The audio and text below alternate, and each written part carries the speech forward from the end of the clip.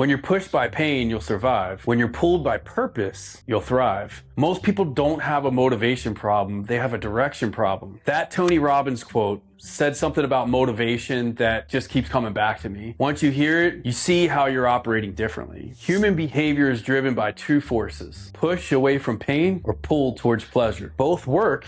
It's the energy, perception, and identity that's different.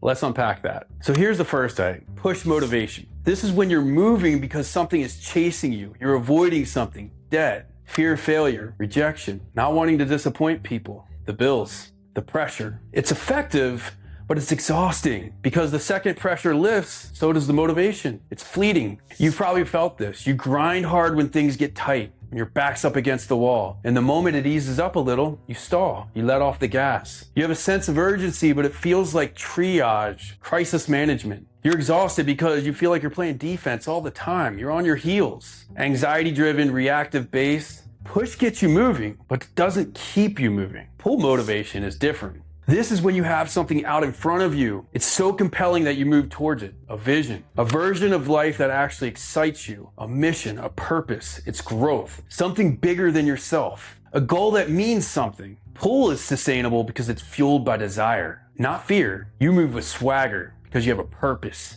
You're lighter, you feel stronger. You're playing on the balls of your feet. You're on offense. It's no longer I have to, it's I get a chance to. Two different feelings when you say that. In my own life, when I'm training for a race or working towards something I genuinely care about, I don't need to force it. It pulls me out of bed. That's the difference. Here's the truth. Neither one is right or wrong. This isn't a question of right or wrong. In fact, we need both, and most of us are a mix between both. And that's okay. The problem is when push becomes your only gear. When you're only moving because something bad might happen. If you don't, over time that wears you out. The decisions get cloudy, the burnout shows up, and eventually you start to wonder why nothing feels fulfilling even though things look fine on the outside. How many of us have been there?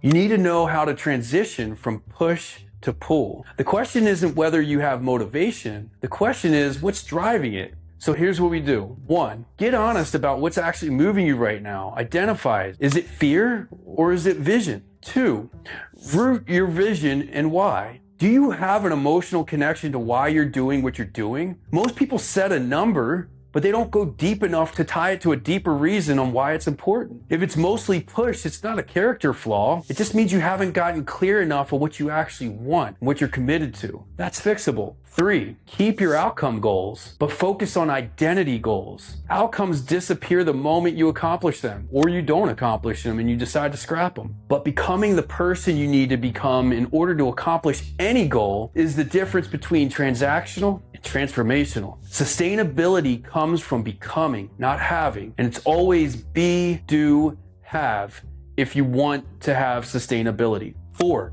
reframe your activities. Your mind is the OG AI. It puts out what you prompt it with. If everything you do begins with, I have to, check your ego and your entitled ass and realize that you don't have to do shit. You get a chance to. A lot of people don't have a choice to get out of bed. You're complaining because you have to do something that helps you accomplish your goals. What a blessing. You have the opportunity every successful person through the history of time, not around today, would trade you for.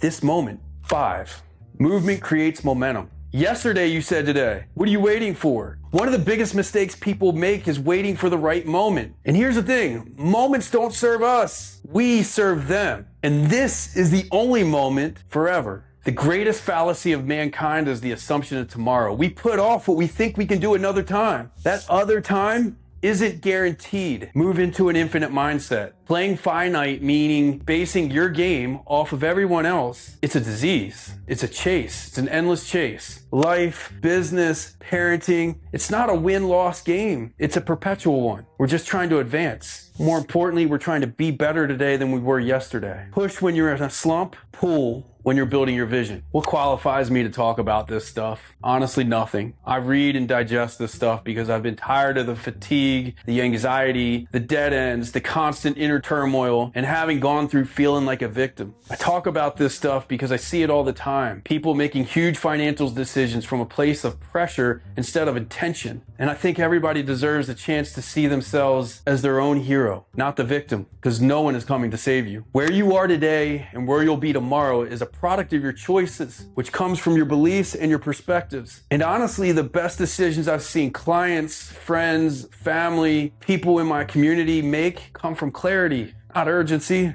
If any of this landed, congratulations, you're on a different path now. But please feel free to share it with somebody who needs to hear this. And if you need somebody to help share that perspective with you, I'm always here. Be great today.